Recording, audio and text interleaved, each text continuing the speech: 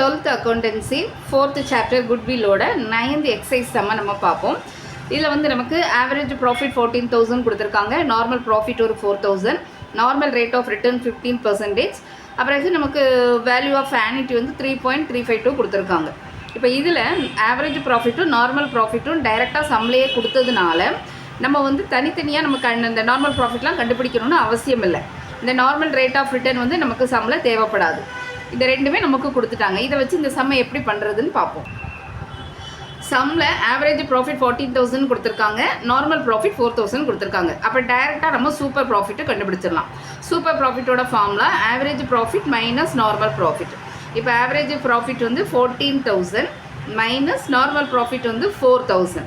இதை நம்ம மைனஸ் பண்ணும்போது நமக்கு 10,000 rupees வருது. இதுதான் சூப்பர் ப்ராஃபிட். நெக்ஸ்ட்டு குட்வில்லோட ஃபார்முலா வந்து super profit into value of annuity. இப்போ சூப்பர் ப்ராஃபிட் வந்து 10,000 கண்டுபிடிச்சிருக்கோம். வேல்யூ ஆஃப் ஆனிட்டி வந்து நமக்கு சம்பளம் 3.352 தந்திருக்காங்க.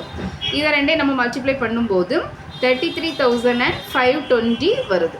இதுதான் நமக்கு இதோடைய ஆன்சர்.